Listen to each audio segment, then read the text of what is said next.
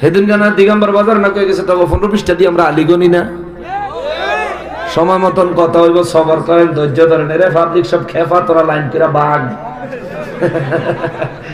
Line করে বাঘ মানুষ তো আসলে তোগো উপরে খেফা না রে খেফা তো ওই সোরা ওয়াহাবিগো উপরে ঠিক কিনা কর হ্যাগো উপরে খেফা তোমরা একটু লাইন ফাইন করে সরে দাও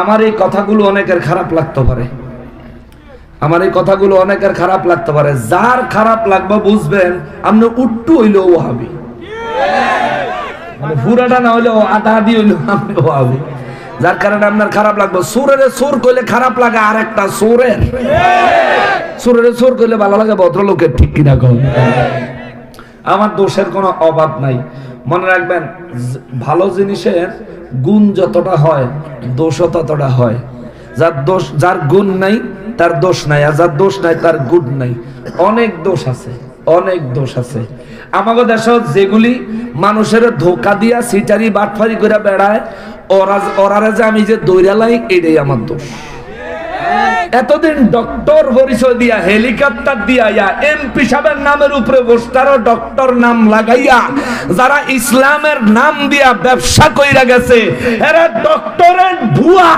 এইটা আমি প্রমাণ কইরা দেওয়ানে আগে আসিলাম নকশবন্দি এখন হইছে নষ্টাবন্দি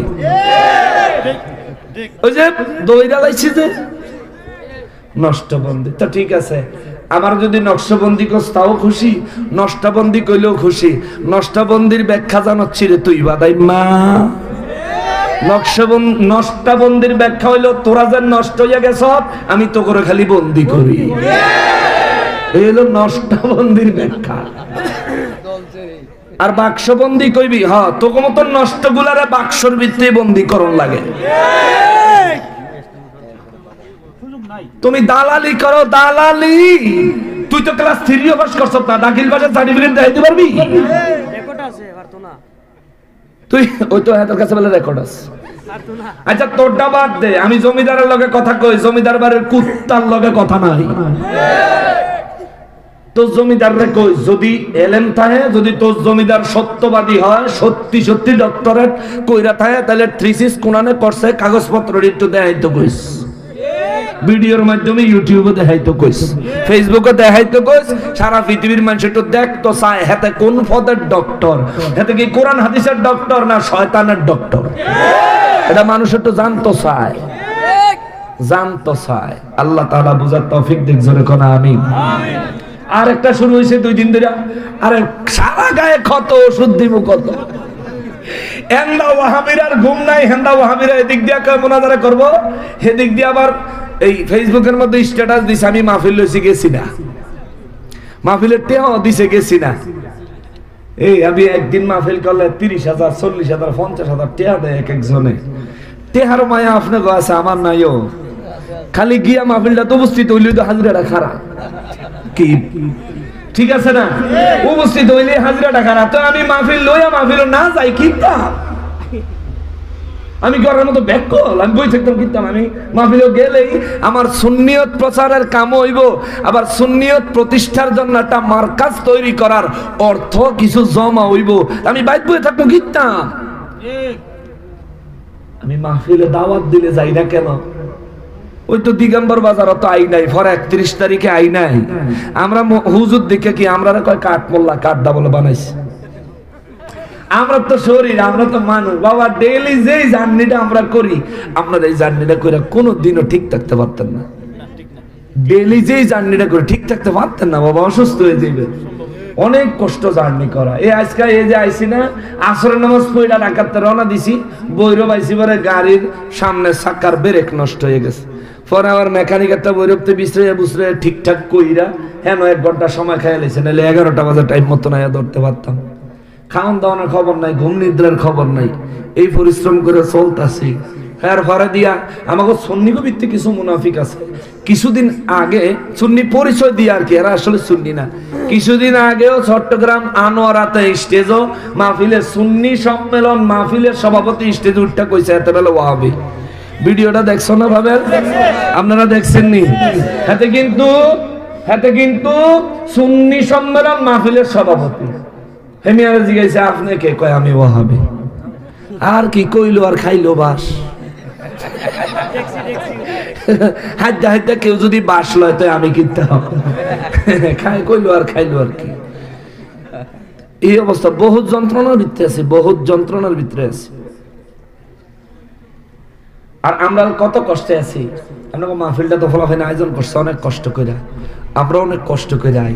এমন কিছু মাহফিল আছে, মাহফিলটা শেষ হইলে মাহফিল কমিটি গাড়ি পর্যন্ত আজ্ঞা দেয় না, খাওয়া দাওয়া তো দূরের কথা, একটা সৌজন্যমূলক আচরণ তো দূরের কথা, গাড়ি পর্যন্ত আজ্ঞা দেয় না। এমনও কিছু মানুষ আছে মাহফিল করে, এরা হচ্ছে মাহফিল দিয়া ব্যবসা করে। হুজুর ঘরে দাওয়াত দিয়া নিয়ে গিয়া পরে হাদিয়া দেওয়ার টাইম হইলে মোবাইল বন্ধ করে পলায়া যায়। বহুত ইতিহাস আছে বাবা, আমার যদি কোন আমি বহুত জায়গার তারিখ, জায়গার নাম, এই যেটা হলে ফলাই সেইটার নাম ফোন নাম্বার সুবিধা দিতে পারবো, কিন্তু দুঃখের ব্যাপার হইলো ওরা যেটা পারে আমি তো সেটা পারি না। আমি তো পারি না কেন, আমার তো ওই একটা বাদাই মারে, এটা না থাকলেও চলবো, কিন্তু আমনে ঘরে লইয়া আমার তো চলতেই আপনার ঘরে তো নবীর প্রেম বিলি করতেই। এই জন্য এদের বিরুদ্ধে কিছু বলিও না। ইদানিং ফেসবুকে আজকা বিকেল বেলা আমার পীর সাহেব হুজুর খাজা আরিফুর রহমান তাহেরি নকশবন্দি মুজাদ্দিদি হুজুর কেবলা আমারে ফোন করে কয়, আব্বা জান বাজান আপনার ব্যাপারে কি বলে ফেসবুক, আপনি কোরআনে বেলে মাহফিল নিছেন জান না।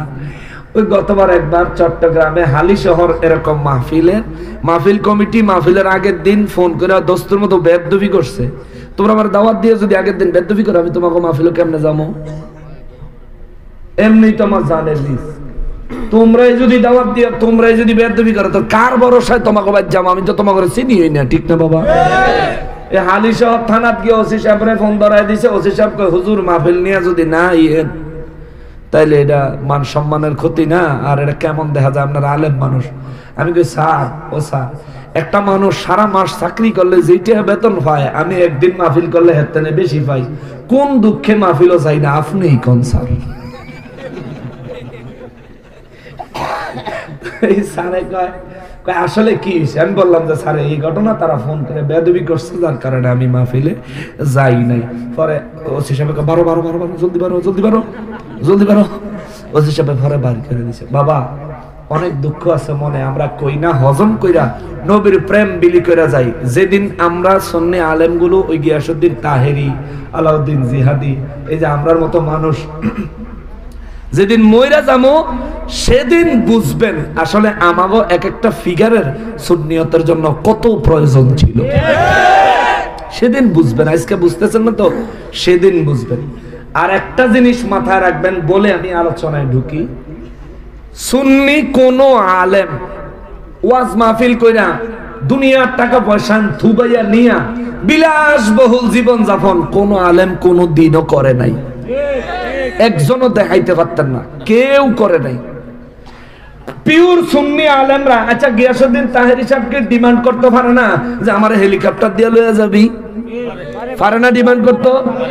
পারে, কিন্তু করে। আলাউদ্দিন জিহাদিকে ডিমান্ড করতে পারে না হেলিকপ্টার দিয়ে নিবি? করে না।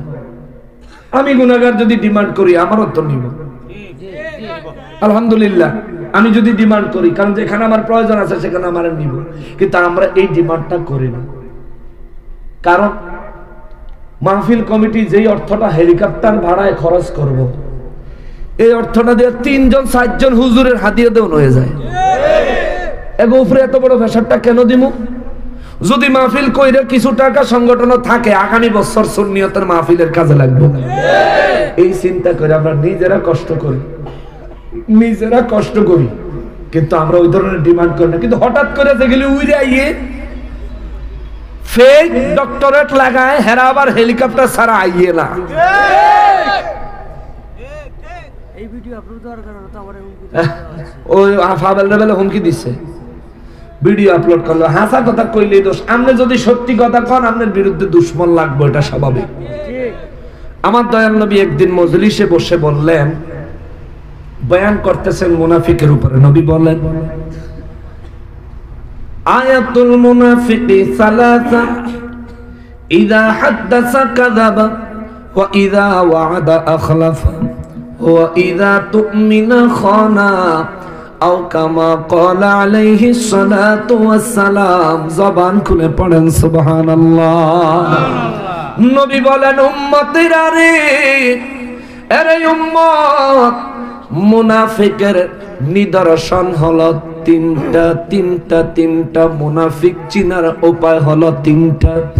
এক নম্বরে ইযা হাদ্দাসা কাযাবা, মুনাফিক সব সময় মিথ্যা কথা বলে। দিগম্বর বাজারের ওয়াহাবিরা কইছে, আমি বলে মোনাজারাত না করে চ্যালেঞ্জ করছি, পুরা মোনাজারাত কোনো চ্যালেঞ্জ পাওয়া যায় নাই। আপনারা বলেন তারা সত্যবাদী না মিথ্যাবাদী? আমি কিন্তু কই নাই তারা মিথ্যাবাদী, মিথ্যা দাবিদার। অর্থাৎ তারা পায়ে পাড়া দিয়া ঝগড়া লাগতো চায়, গায়ে ধাক্কা দিয়া ঝগড়া লাগতো চায়। অসুবিধা নাই, সুন্নিরা দুর্বল না, সুন্নিদের পুঁজি হলো কোরআন সুন্নাহ। আর আমরা তোমাদেরকেও চিনি, তোমাদের পুঁজি হইল লাঠি। তবে মনে রাখবি, এইবার কিন্তু লাঠির জোর চলতো না, ঠিক কিনা? দুই নম্বরে নবী কয়, মুনাফিক চিনার দ্বিতীয় উপায় হলো, যখনই কোনো ওয়াদা করবে, এই ব্যক্তি তার ওয়াদার খেলাফ করবে, ওয়াদা রক্ষা করবে না, ওয়াদা ঠিক রাখবে না। মুসলমান রে, এই পর্যন্ত ওয়াহাবিরা বহুত জায়গাত মোনাজারার জন্য আইসা পারাপারি করছে, কিন্তু তারিখ হইলে তা ঘরে খুঁজা পাওয়া যায় নাই। আমার নবী আর কয়, উম্মতেরে, এরে উম্মত, যে ব্যক্তি আমানত রাখলে আমানতের খেয়ানত করে, এই ব্যক্তি মুনাফিক, মুনাফিক, মুনাফিক। সাহাবীরা কয়, ইয়া রাসূলুল্লাহ সাল্লাল্লাহু আলাইহি ওয়াসাল্লাম, নবী গো, এই তিন চরিত্রের অধিকারী মানুষ আমাদের মধ্যে আসেনি? যদি থাকে একজন দেখায়া দেন গো নবী। আমার নূর নবী কয়, সাহাবীরা রে, যদি তোমরা দেখতে চাও তবে আমারে বলো, এই জায়গায় তোমরা যারা আছো, তোমাদের মধ্যে কার কোনো শত্রু নাই? সুবহানাল্লাহ। আমার নবী কইছে, নবী বলেন, এখানে যারা আছো তোমাদের মধ্যে কার কোনো শত্রু নাই আমারে বলো। কেউ দাঁড়ায় না। একজন ব্যক্তি মাঝখান থেকে দাঁড়ায় কয়, ইয়া রাসূলুল্লাহ, আমার কোনো দুশমন নাই, আমার কোনো শত্রু নাই। আমার নবী কয়, সাহাবীরা রে, এই মুহূর্তে এই লোকটাই মুনাফিক। ঠিক, নাউজুবিল্লাহ। লোকটা তো আনন্দ লইয়া হাসি মুখে দাঁড়াইল, ইয়া রাসূলুল্লাহ, আমার কোনো দুশমন নাই। নবী কয়, এটা হলো মুনাফিক। সাহাবা কেরাম বলেন, সিদ্দিকে আকবর রাদিয়াল্লাহু দিল বড় নরম। আবু বকর রাদিয়াল্লাহু কয়, নবী গো, দয়াল নবীজি, লোকটা কত আনন্দ নিয়ে দাঁড়াইলো। এই জায়গার মধ্যে কে আছে তার কোনো দুশমন নাই, হুজুর তারে আপনি মুনাফিক বললেন। নবী গো, তার মনটাতে তো কষ্ট হয়ে গেল। ইয়া রাসূলুল্লাহ, ও দয়াল নবীজি, আপনি আল্লাহর রাসূল, আপনার সিদ্ধান্ত কখনো ভুল হতে পারে না। তবে হুজুর, আমরা আপনার কথা মেনে নিয়েছি, একটু জানতাম চাই এই লোকটা মুনাফিক হওয়ার কারণটা কি? আমার নবী বলেন, সাহাবীরা রে, যে ব্যক্তি ঈমানদার ওই ব্যক্তি মিথ্যা বলতে পারবো না। যে সব সময় সত্য বলে, মিথ্যাবাদীরা তার দুশমন হবে, ঠিক কিনা? যে ঈমানদার হবে সে কোনোদিন ওয়াদা ভঙ্গ করতে পারে না। ওয়াদা যারা ভঙ্গ করে তারা দুশমন হবে।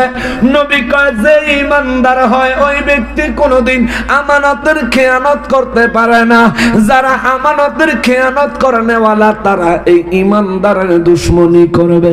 সহজ কথায় বলতে গেলে নবী কয়, উম্মতেরে, এরে উম্মত, যে ব্যক্তি ব্যক্তি ইমানদার হবে তার চতুর্দিকে দুশমন থাকবেই থাকবে, তার বন্ধু হবে কেবল আরেকজন পিওর ইমানদার, বাকি সব তার সঙ্গে দুশমনি করবে।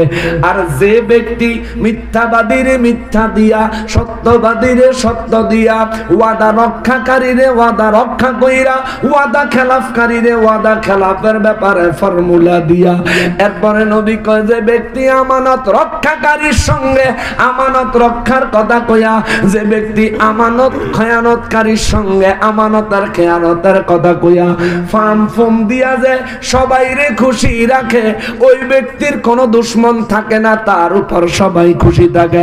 মনে রাখবা, যে ব্যক্তির কোনো দুশমন নাই এটা ইমানদার হওয়ার সম্ভাবনা নাই, এটা হইলে মুনাফিক হইতে পারে। কথা বলেন ঠিক কিনা? যদি আমরা ইমানদার হই আমাদের দুশমন হবে, এটাই স্বাভাবিক, ঠিক কিনা বলেন? ইমানদারের দুশমন আছে না? ইমানদারের দুশমন আমাদের দেশে ওয়াহাবিরা আছে, সুন্নিরা আছে। কারা ইমানদার আর কারা মুনাফিক একটু যাচাই করে লাই, টেস্ট করে লাই, না অসুবিধা হইব? রাত গভীরে রাত্রে 3টা বাজে গাড়ি ভাঙ্গে, সুন্নিদের না ওয়াহাবিদের? গাড়িটা ভাঙ্গে কার? সুন্নিদের না ওয়াহাবিদের? গাড়ি ভাঙ্গে কারা? গাড়ি ভাঙ্গে কারা? কারা ভাঙ্গে? সুন্নি আলেমদের উপর হামলা করে কারা? কারা? তাইলে সুন্নিরা ইমানদার, ঠিক কিনা? এই জন্য তাদের পিছনে দুশমনি করে, তাদেরকে মারতে চায়, ধরতে চায়, আক্রমণ করতে চায়। রাতের গভীরে তাদের গাড়ি ভাঙচুর করে, হামলা করে। নকশেবন্দির সামনে দাঁড়ানোর মুরদ নাই, সইলা গেলে পিছন দিয়া মোনাজারার খবর লইয়া আয়া আবার বাইন মাছের মতো ফিসলাইয়া আবার হইয়া যাইতে চায়। লাভ হইতো না, লাভ হইতো না। মনে রাখবি, বদরের যুদ্ধের আগেও মুসলমানেরা বীর ছিল, কিন্তু বদর যুদ্ধে যেই বীরত্ব দেখাইছে, আগে কিন্তু মুসলমানরা এই বীরত্ব দেখায় নাই। বদরের যুদ্ধে দেখাইলো, আগে দেখাইলো না। কারণটা কি? কারণ হইল ইমানদার যখন জিহাদের চেতনা লইয়া বাড়ির থেকে বাহির হইয়া যায়, ভালো কইরা জান্না রাখবি, হয়তো তারা শহীদ হইব, নয়তো বিজয় ছিনায় আনবো। ইমানদার হাইরা যাওয়ার কোনো সিস্টেম না। হয় শহীদ হয়ে যাবো, তাহলে বিজয় ছিনায় আনবো। আমরা হারার কোনো ইতিহাস নাই। 313 জন লইয়া বদরের যুদ্ধে আমরা হাজির হয়েছি। আমাদের মুরব্বীরা 1000-এর বিরুদ্ধে জিহাদ কইরা জিতছে। সুবহানাল্লাহ। কেমন জিতাটা জিতছে তুই বুঝতেছ? গলাটা যে খাইয়া লাইতেছে।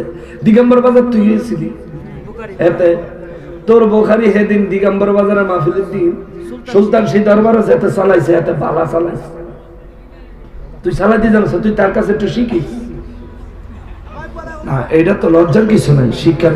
এটি মিউজিক্যাল জিনিসপত্র, এটি খুব দামি জিনিস। এটা যে মেশিন আছে কাফায় লাউন্ডে এলাকাটা, এটা আমার কাফায় লাইতেছে। এলাকা কাফানি তুই আমার কাফানি, গলাটা বসাইলেছে। দেখছেন মুসলমান